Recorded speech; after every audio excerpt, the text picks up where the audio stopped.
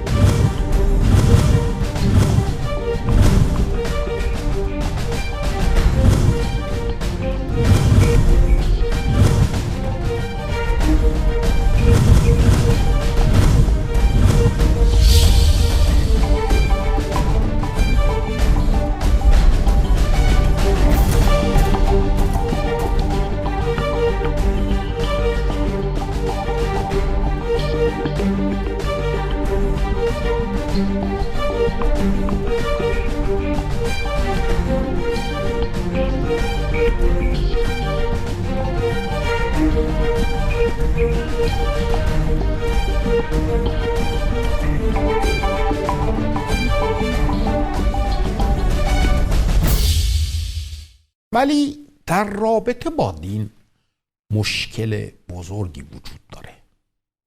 وقتی که این سوالهای بنیادین رو واسه دین مطرح میکنی، تو رو به جانب وجودی به اسم خدا حواله میده.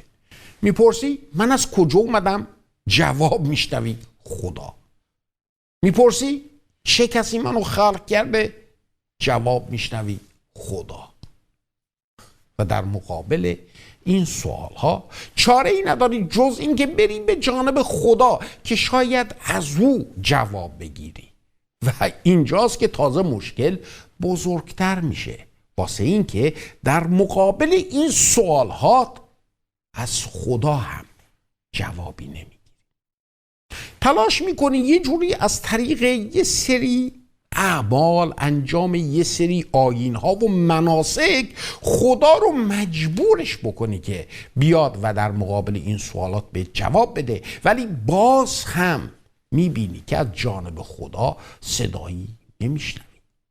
شاید هم همین مطلب اصلا باعث شد که انسان وجود خدا رو دیگه جدی نگیره و سعی کنه که جواب این سوالاشو در جای دیگه پیدا بکنه. و اینجوری بود که به تدریج فلسفه ها به وجود اومدن. فلسفه هایی که ابتدا نیمه مذهبی نیمه فلسفی بودن و بعد فلسفه هایی که دیگه کاملا مذهب و کنار گذاشتن و به مسائل از دید ماتریالیستی شروع کردن نگاه کردن.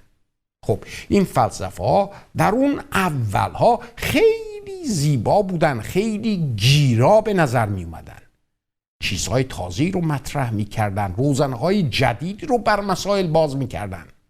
اونایی که اتفاقا از خدا سر خورده بودن در درماندگی خودشون به جانب این فلسفه ها و عقاید و مکاتب کشیده شدن و تلاش کردن که با جوابهایی که این فلسفه ها، این تفکرات به اونها داشت عرضه می کرد دل خودشون رو خوش کنند. ولی تاریخ در این راستا نقش دیگه‌ای رو بازی کرد. قرن 20 زمانی به قرن 21 پیوست که اغلب این فلسفه های حاکم یه جورهایی به ورشکستگی فکری رسیده بودند. جوابهایی که روزی برش فرضیات گوناگون به پا می شد همه یهویی فرو ریخت و در نتیجه بشری که در قرن اول با این سوالهای اساسی روبرو بود در قرن 21 هم علیرغم این همه پیچیدگی‌ها و پیشرفت‌های زندگی و چیزی که ما بهش اسم تمدن دادیم خودش رو با همون سوالها روبرو دید. حالا بشر هم از دین سرخورده بود و هم از فلسفه. مسلمه که زمانی که بشر از نظر تفکر خودش رو در یک چنین خلایی پیدا بکنه چی پیش میاد؟ خلایی که خودش رو خیلی قشنگ اتفاقا در سطور شاعر معروف خودمون خیام تصویرش میکنه. از دی که گذشتی چه از او یاد مکن، فردا که نیامده است فریاد مکن، بر نامده و گذشته بنیاد مکن، حالی خوش باش و عمر برباد نکن. حالو خوش باش، عمر تو به باد نده. یک چنین خلایی عزیزان انسانو به مرض روزمرگی دچار میکنه. اینکه انسان به نحوی صبح به شب برسونه و شبو به فردا صبح. در یک چنین وضعیتی هستش که جامعه بشری به قهقرا میره و انسان شاهد چیزی میشه که جامعه رو از درون میسوزونه و خاکسترش میکنه، یعنی افول معیارهای اخلاقی در جامعه. و شاهد همین این حرفی که زدم وضعیتی هستش که الان در مملکت خودمون ایران داریم. افرادی که از سفر خودشون به ایران برمیگردن علی رغم خیابانها و پارکها و برج‌هاش اخلاقیت حاکم بر جامعه رو چنان تصویرش میکنن که باور اون برای افرادی که سالها از ایران دور بودن خیلی مشکل جلوه میکنه. در هر محفل ایرانی درست اغلب صحبت‌ها بر افول شدیدی هستش که در سیستم ارزشی و اخلاقی ایرانی‌ها پیش اومده. خب نباید اینو فراموش بکنیم که این افول خودش معلول علت بزرگتری هستش که خلأ فکری در جامعه اونو بر جای گذاشته. دین قادر نبود سوالات اساسیشو جواب بده، فلسفه هم در این مورد به مراتب کم آورده. فکر میکنید یه جامعه با این خلأ فکری از خودش چجوری واکنش نشون میده؟ مسلمه هر کس واسه خودش زندگی میکنه و کسی رو به کس دیگه‌ای باکی نمیشه. این روند جامعه رو نهایت به جنگل تبدیل میکنه، جنگلی که درش فقط قانون راز بقاست که داره به قوت عمل میکنه، یعنی قوی میمونه و ضعیف از بین میره.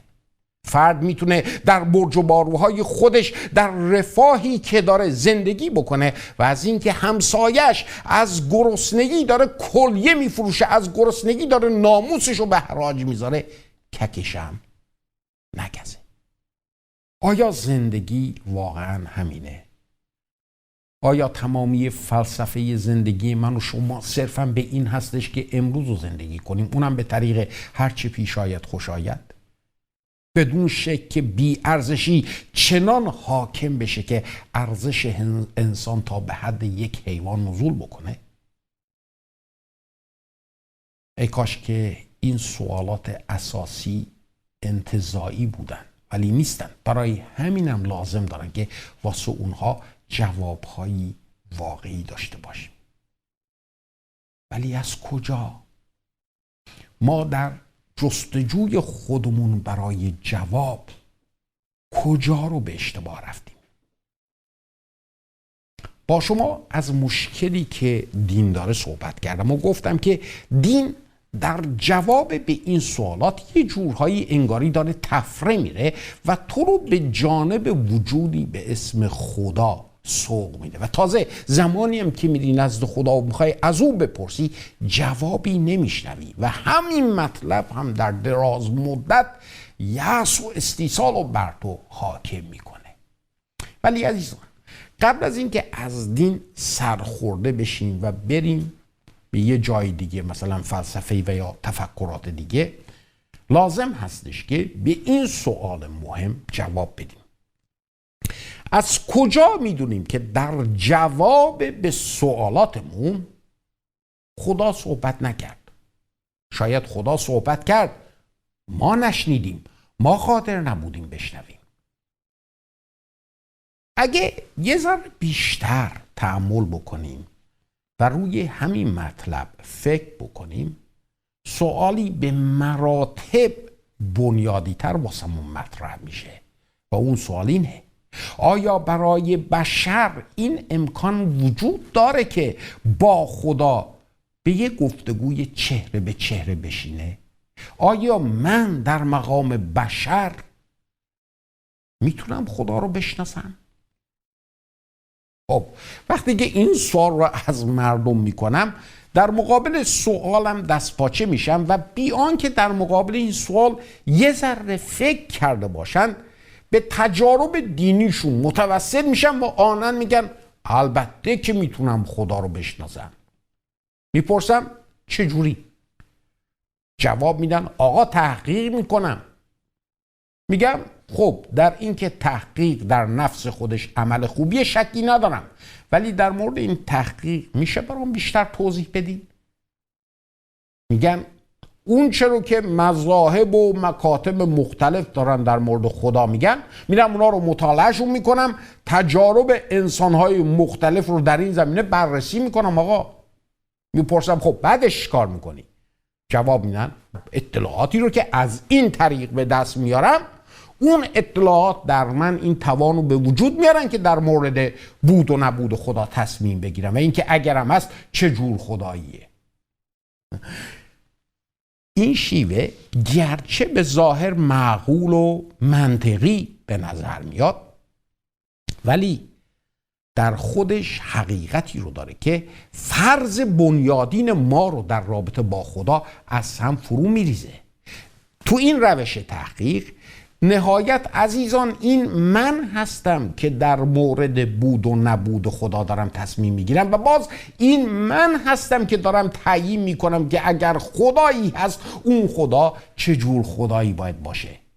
در واقع من با این عملم مدعی هستم که آقا من قدرتی رو صاحب هستم که در من نسبت به بود و نبود خدا تشخیص به وجود آورده و این رو هم که این خدا چجوری باید باشه. و همین ادعا ما رو از خود خدا بالاتر و برتر قرار میده، واسه این که بر اساس ذهنیتی که خودمون داریم تصمیم میگیریم که خدا چجوری باید باشه. در این تحقیق من اون چرا که با معیارهای ذهنیم موافق هستش تصدیقش میکنم و اونی رو که باز با معیارهای ذهنی من موافق نیستش ردش میکنم. چرا که قبل از حتی شروع این تحقیق من تصمیممو گرفتم که خدا چجوری باید باشه و به این شکل دیگه این خدا نیستش که موجودیت من بشر رو داره تعیین میکنه، بلکه این من بشر هستم که خدا رو به اون شکل که خودم میخوام به وجودش میارم و با این عملم در واقع من خودم میشم هسته مرکزی هر چیز. منی که خودم حتی بخش کوچکی از این کائنات و کیهانی که وجود داره نیستم. خب وقتی که صحبت به اینجا میرسه، بلافاصله در این جواب به من برمیگردن و این سوالو مطرح میکنن. آقا پس دینهای مختلف چی میگن؟ اگر غیر از اینه که تمامی دینها به نحوی دارن در مورد خدا حرف میزنن، خب گفته های اونا رو چجوری میخواید توجیه کنید؟ بذارید یه خوردم در این مورد فکر کنیم. عزیزان، مگه قرار نیستش که خدا حقیقت مطلق باشه؟ این بر اساس فرضی هستش که باید در مورد خدا داشته باشیم. اگه خدا یک چنین حقیقتیه، حقیقت فقط میتونه یکی باشه و به خاطر همین هم تجارب انسان از این حقیقت باید یکی باشه، باید یکسان باشه. تجاربی که میتونیم از خدا و خداشناسی داشته باشیم اونا باید با هم یکسان باشن. خب حالا بیایید دینهای مختلف رو در نظر بگیریم. تجاربی که دینهای مختلف دارن بیان میکنن از همدیگه اونقدر متفاوت هستش که با این که به ظاهر در اونها نکات مشترک پیدا میکنی، ولی نکات متفاوت اونقدر هستش که هر کدومشون خدای متفاوت رو در مقابل ما تصویر میکنن، تجاربی که اتفاقا باید با هم یکی باشن. علت این امر کاملا روشنه.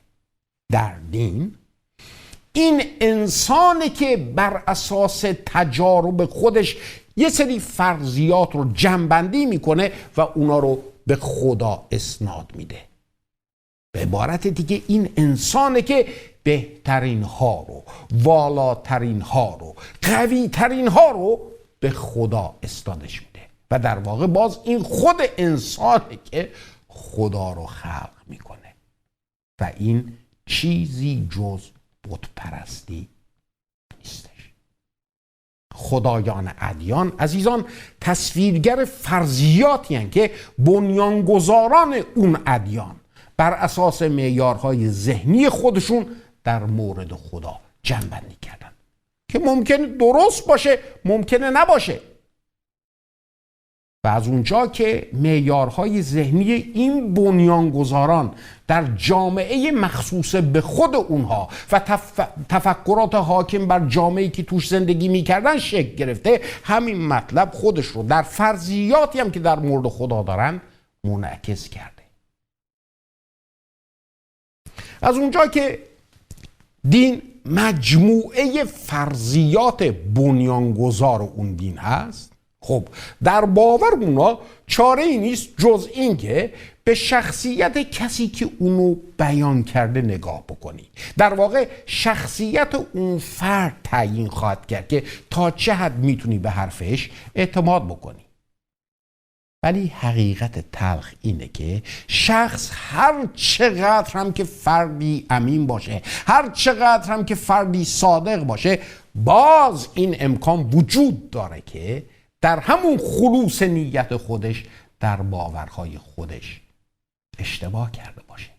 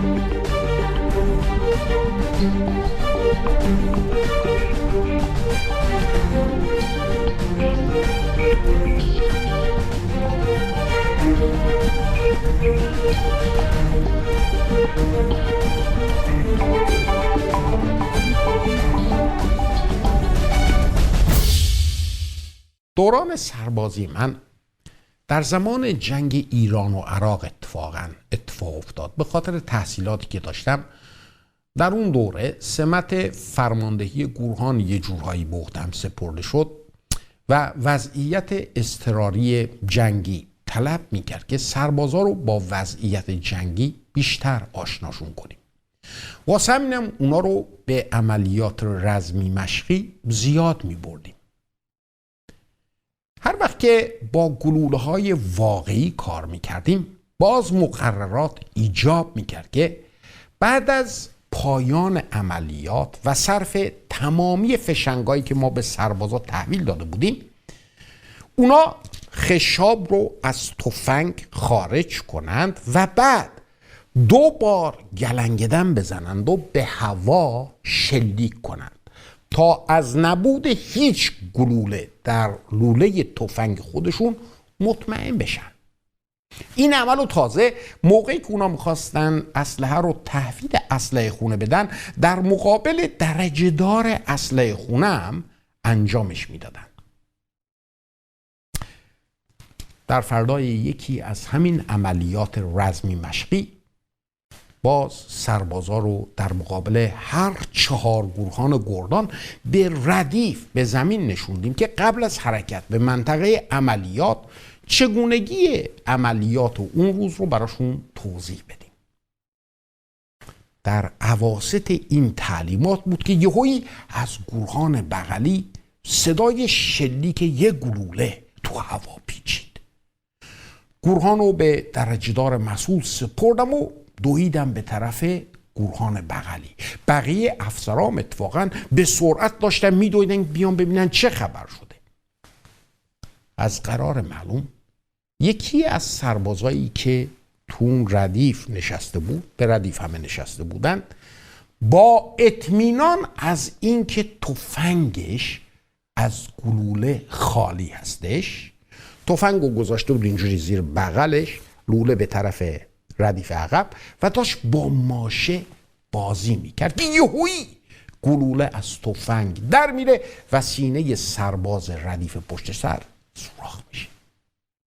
خب این سرباز با خلوص نیت بر این باور بود که اسلحه‌اش از گلوله خالیه، ولی خلوص نیت او دردی رو دوا نمی کرد. او با تمامی خلوص نیت خودش بر امری غلط باور داشت و این باور غلط او باعث شد که یه سرباز دیگه جونشو از دست بده. عزیزان، بنیانگذاران ادیان هم علی رغم خلوص نیت خودشون ممکنه بر مطلب غلطی باور داشته باشن، مگر غیر از اینه که مطالب مطرح در قالب‌های مذهبیشون صرفاً مجموعی از معلومات ذهنیه. واسه شناخت درست معلومات ذهنی کافی نیست.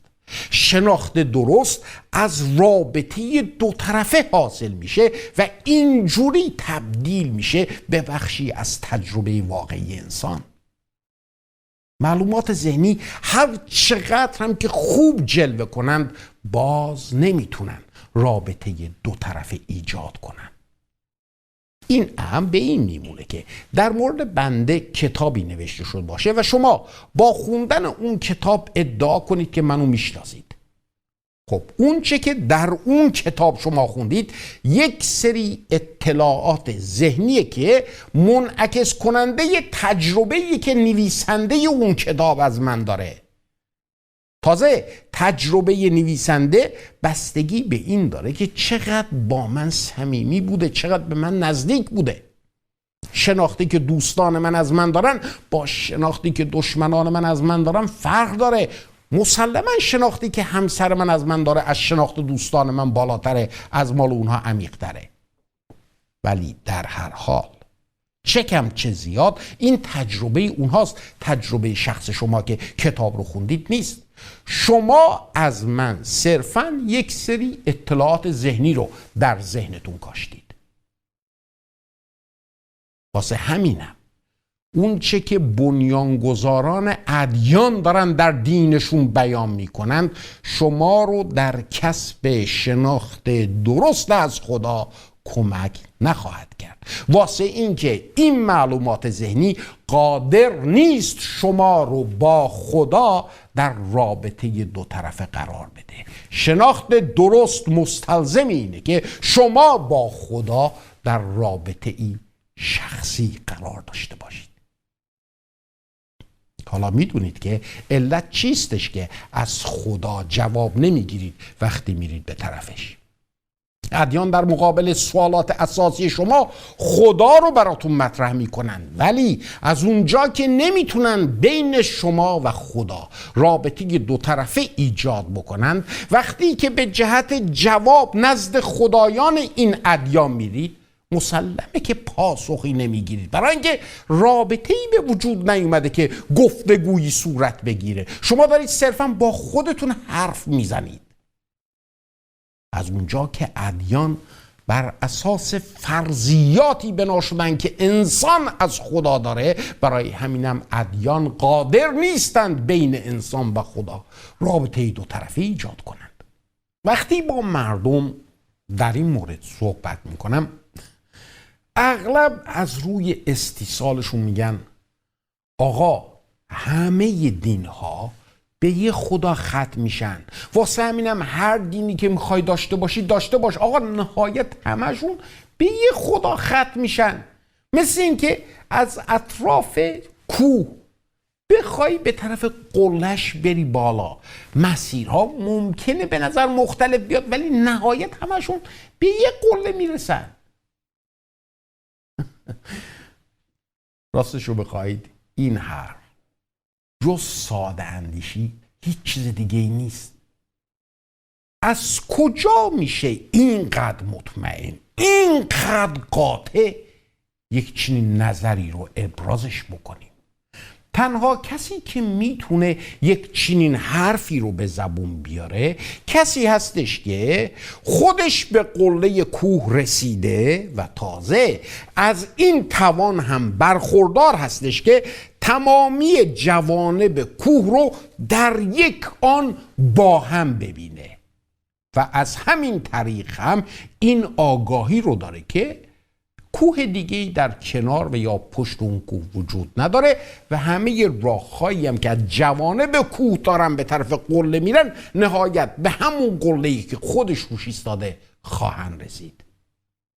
انسان از یک چنین توانی برخوردار نیست، فقط خدا میتونه از یک چنین قدرتی برخوردار باشه.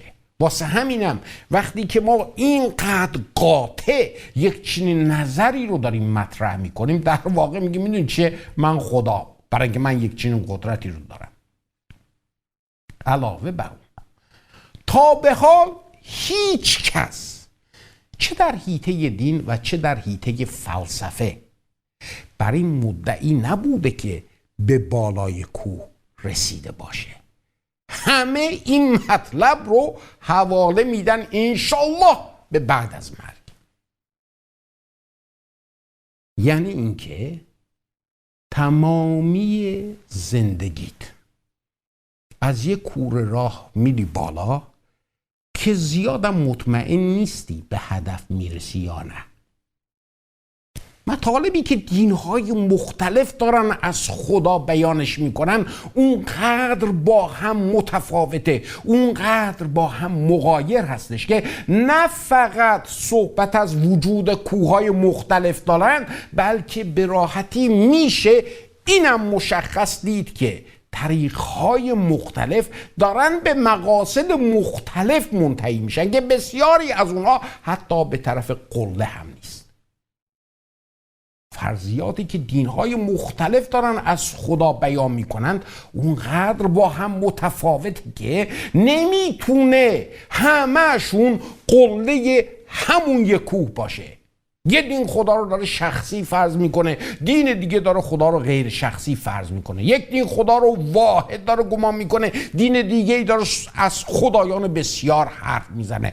دینی خدا رو داره حاکم مطلق میدونه، دین دیگه او رو هم قدرت با اهریمن میدونه. با این همه تفاوت ها و گوناگونی ها آخه چطور میتونیم ساده اندیشی بکنیم و هنوزم بر این فکر خودمون اصرار کنیم که آقا همه دین ها به یک خدا ختم میشن؟ این حرف صرفا به این جهت بر زبون ما میاد واسه اینکه میخوایم سردرگمی خودمون رو تسکین بدیم. نه آقا، همه راه ها به همون قله ختم نمیشه. فردی ممکنه از دامنه شروع بکنه و بره بالا و فرد دیگه هم از دامنه دیگه و بعد از صرف مدت زمانی به اندازه یک عمر در این صعود یکی خودش رو در قله اورست پیدا کنه و دیگری در دماوند. حال اون که هر دوتاشون تو این تصور بودن که به البرز میرسند. اورست و دماوند با هم یکی نیستن، تازه البرز با جفتیشون فرق. ولی ساده اندیشی به همین جا ختم نمیشه. ای کاش میشد. عده دیگه در فرار از این استیصالی که این تفکر به جونشون میندازه برمیگردم میگن آقا دینها رو فراموششون کنیم. دینها جز این که ما رو سردرگممون بکنن کار دیگه ای نمی کنن. وقت خودمون رو نباید با دین صرف بکنیم. واسه انسان کافی هستش که با وجدان خودش زندگی کنه. آقا اگه با وجدانتون زندگی کنید زندگیتون رو به راه خواهد بود، تازه با خدا مشکلی نخواهید داد. هر کی میخواد باشه باشه.